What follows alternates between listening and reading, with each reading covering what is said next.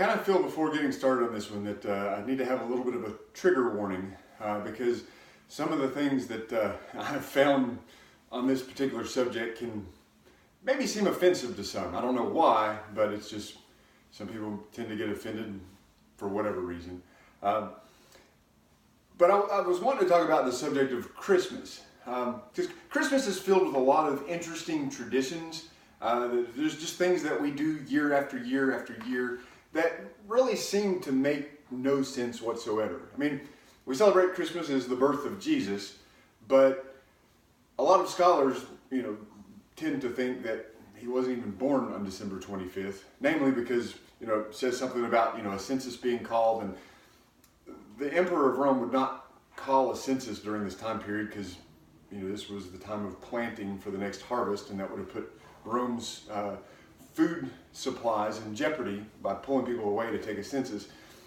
But I found that Christmas, it's just an interesting, weird set of traditions that we do over and over, year after year, and nobody ever seems to stop for a second and ask why.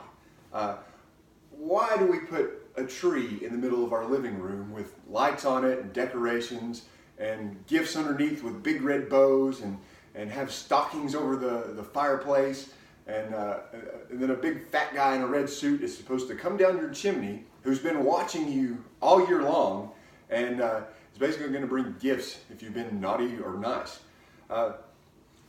It just doesn't seem to make sense. Like, what does that have to do with the birth of Jesus anyway? The answer is probably nothing.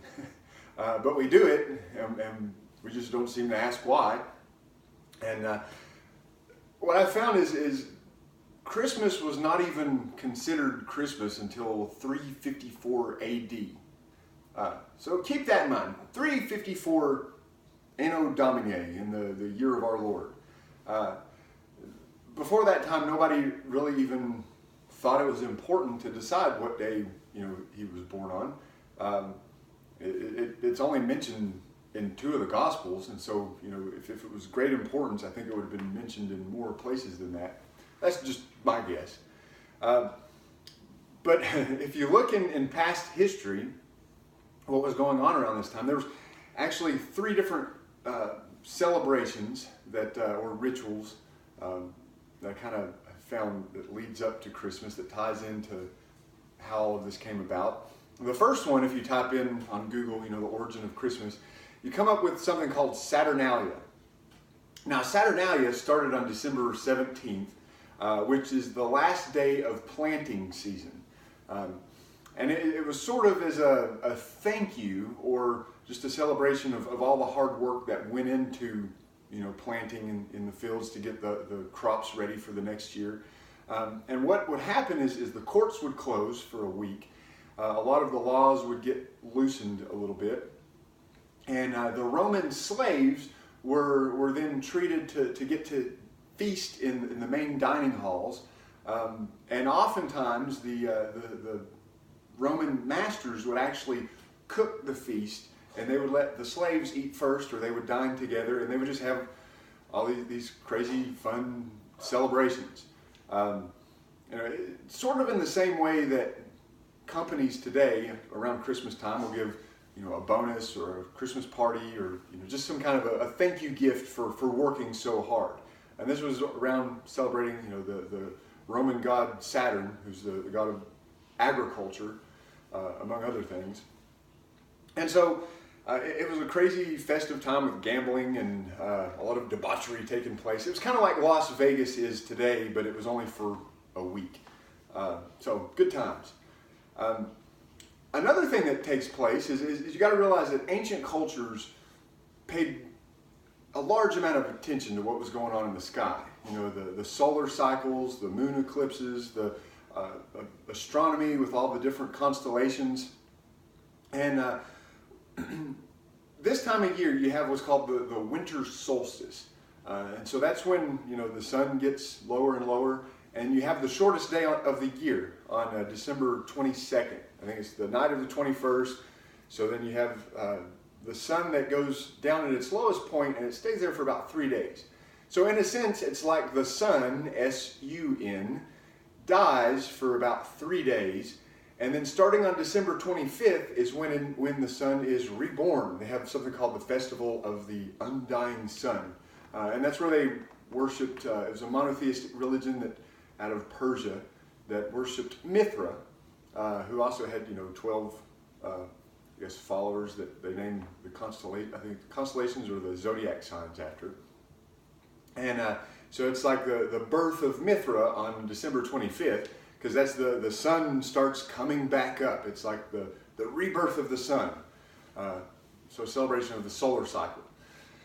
As far as where some of these other weird traditions come in though, one that I've found quite interesting, if you look on a lot of old paintings and pictures depicting Christmas and Santa Claus, a lot of times you'll see a red mushroom with white spots on it.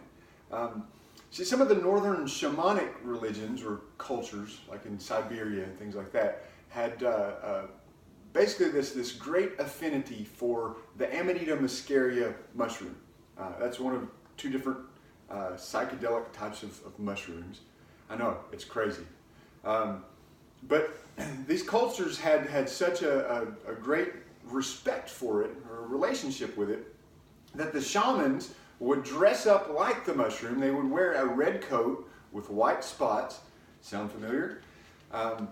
And he would put them in a bag and he would deliver them to the different villagers.